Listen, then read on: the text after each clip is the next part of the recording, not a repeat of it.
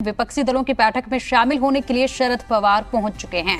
बेंगलुरु पहुंचे हैं। आज बैठक का दूसरा दिन है जिसमें कुल 26 दल शामिल होंगे। सुबह 11 बजे विपक्षी दलों की औपचारिक बैठक शुरू होगी और फिर शाम 4 बजे के करीब प्रेस कॉन्फ्रेंस होगी। इस बैठक में विपक्षी दल आगे की रणनीति बनाएंगे। बैठक में कांग्रेस के अध्यक्ष मल्लिकार्जुन खड़गे, सोनिया गांधी और राहुल गांधी मौजूद रहेंगे। साथ ही आम आदमी पार्टी से दिल्ली के मुख्यमंत्री अरविंद केजरीवाल, पंजाब के मुख्यमंत्री भगवंत मान और पार्टी की राज्यसभा सांसद राघव चड्ढा भी बैठक में शामिल होंगे। सूत्रों के मुताबिक गठबंधन के नाम पर हो सकती है चर्चा। ईवीएम 2024 के लिए कॉमन मिनिमम प्रोग्राम की ड्राफ्टिंग होगी और गठबंधन के लिए जरूरी कम्युनिकेशन पॉइंट्स पर मंथन संभव है।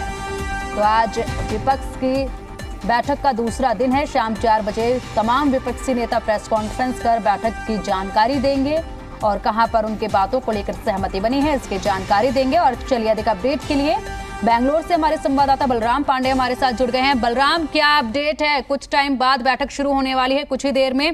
क्या बड़ा अपडेट है? शरद पवार वहां पहुंच चुके हैं।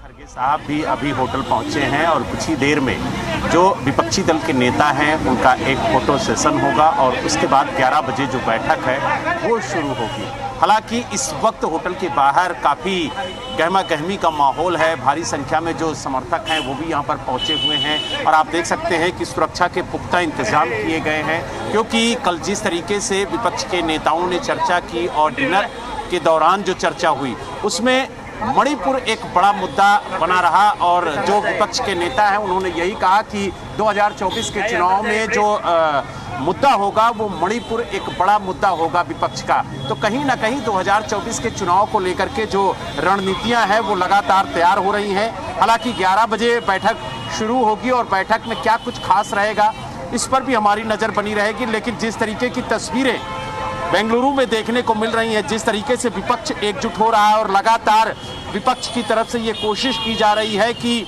2024 के चुनाव को लेकर के सभी विपक्षी दलों को एकजुट किया जाए ताकि एक बड़ा संदेश देश को दिया जाए। हालांकि कुछ अहम बिंदु हैं जिस पर चर्चा हो सकती है। खास तौर से अगर हम बात करें तो आम चुनाव यानी 2024 के चुनाव को लेकर के एक कॉमन मिनिमम प्रोग्राम की ड्राफ्टिंग भी हो सकती है। साथ ही गठबंधन के लिए जरूरी जो कम्युनिकेशन पॉइंट्स हैं वो भी बनाए जाएंगे इस बैठक में।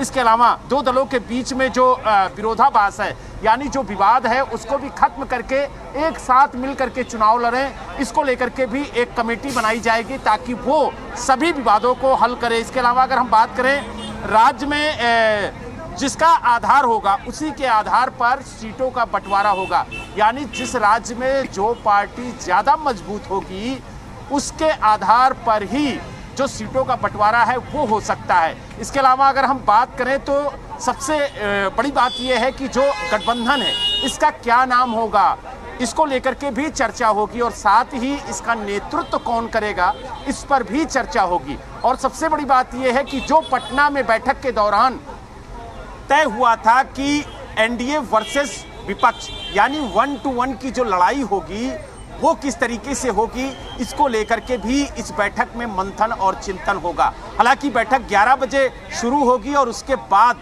4 बजे एक कॉमन प्रेस कॉन्फ्रेंस की जाएगी और बताया जाएगा कि बैठक में क्या कुछ खास रहा और 2024 के चुनाव को लेकर के किस तरीके की रणनीतियों पर चर्चा हुई और अगली बैठक कहां होगी। क्योंकि आपने देखा होगा जब पटना में पहली बैठक हुई थी तो जब एक साझा प्रेस वार्ता हुई थी तो उसमें बताया गया था कि जो अगली बैठक होगी वो कहां पर होगी। हालांकि वो बैठक शिमला में होनी थी लेकिन वो टल करके अब बेंगलुरु में हो रही है।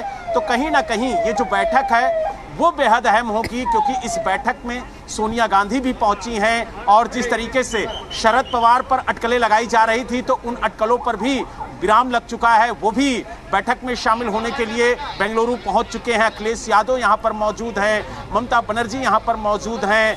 इसके अलावा अगर हम बात करें तो चौधरी जयंत सिंह यहां पर मौजूद हैं, अरविंद केजरीवाल मौजूद हैं, भगवंत मान मौजूद हैं, संजय सिंह है, राघव चड्ढा है। तो तमाम विपक्ष के नेता यहाँ पर मौजूद हैं और 11 बजे जब ये बैठक शुरू होगी तो देखने वाली बात ये होगी कि कौन कौन से मुद्दे जो विपक्षी दल हैं वो उठाते हैं। धारा 370 को लेकर के भी जिस तरीके से उमर अब्दुल्ला ने पटना में सवाल खड़े किए थे, तो क्या उस मुद्दे को लेकर के इस बैठक में भी सवाल खड़े होंगे। हालांकि महबूबा मुफ्ती भी इस बैठक में शामिल होने के लिए पहुंच गई हैं और जब बैठक शुरू होगी तो देखने वाली बात ये होगी कि वो जम्मू और कश्मीर को लेकर के किस तरीके के मुद्दे इस बैठक में रखती हैं। और जब विपक्ष 2024 के चुनाव में उतरेगा और जनता के बीच में जाएगा तो कौन कौन से मुद्दे महत्वपूर्ण होंगे जिनको जनता के सामने विपक्ष रखेगा, इस पर भी चर्चा होगी। हालांकि एक बात तो साफ हो गई है कि मणिपुर का जो मुद्दा है वो 2024 के चुनाव में विपक्ष उठाएगा। इस बात को लेकर के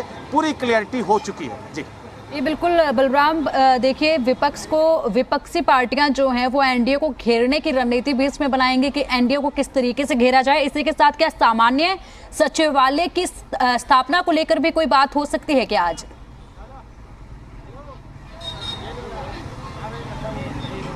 देखिए, विपक्ष किस तरीके से काम करेगा, क्या गाइडलाइन होगी, उसको लेकर के एक सेक्रेटरीट का गठन किया जा सकता है इस बैठक के दौरान और वो कमेटी देखेगी कि किस तरीके से काम करना है, किस तरीके से रैलियों को आयोजित करना है, किस तरीके से सभाओं को आयोजित करना है, किस तरीके से रोड शो निकालने हैं। तो तमाम चीज़ें हैं, उसको लेकर के बैठक होगी। लेकिन सबसे बड़ी बात यह है कि इस बैठक का मुख्य उद्देश्य है कि नरेंद्र मोदी को 2024 के चुनाव में हराया जाए और विपक्ष को सत्ता में लाया जाए और इसी मंत्र को लेकर के ये बैठक आयोजित की गई है। हालांकि अब ये बैठक किस तरीके से चलती है और कितने विपक्षी दल इस बैठक में जुड़ते हैं ये भी देखने वाली बात होगी। लेकिन लगातार विपक्ष का भी कुनबा बढ़ता हुआ नजर आ रहा।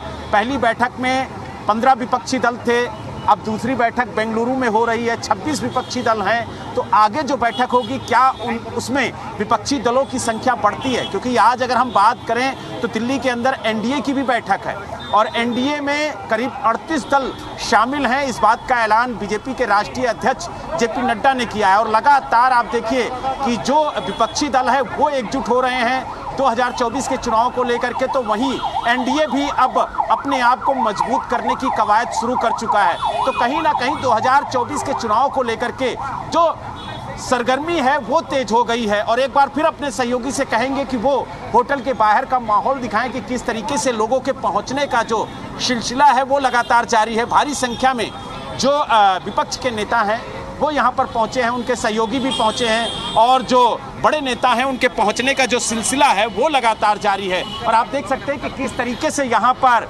एक युवक तिरंगा झंडा आपको लहराते हुए नजर आ रहा होगा, क्योंकि कांग्रेस की जहाँ जहाँ बैठक होती है ये युवक वहाँ पर पहुँचता है और कहा जाता है कि ये राहुल गांधी का सबसे बड़ा समर्थक है, क्योंकि राहुल गांधी जहाँ जहाँ जाते हैं ये युवक वहाँ जाता है। और आप तस्वीरों के माध्यम से भी देख सकते हैं कि किस तरीके से जो समर्थक हैं वो लगातार यहाँ पर पहुंचे हुए हैं अपने नेता का हौसला अफजाई करने के लिए। तो कहीं ना कहीं लगातार जो समर्थक हैं वो भी यहाँ पर पहुंच रहे हैं और उनकी यही कोशिश है कि लगातार जो नेता यहाँ पर पहुंच रहे हैं उनका हौसला अफजाई कराया जाए ताकि विपक्ष एक मजबूत स्थिति में आकर के 2024 का चुनाव लड़े। जी ठीक है बलराम, देखिए जिस तरीके का माहौल वहां पर दिख रहा है उससे वाकई में लग रहा है कि आज कुछ बड़े फैसले वहां हो सकते हैं। तैयारियां खूब अच्छी खासी की गई हैं, सुरक्षा के पुख्ता इंतजाम वहां पर किए गए हैं। लेकिन बड़ा सवाल यहाँ पर ये भी उठेगा कि देखिए सभी एकजुट तो हो रहे हैं लेकिन सभी पार्टियों में कहीं ना कहीं कलह जरूर है और ऐसे में सभी पार्टियों की अपनी अपनी मांगे भी हैं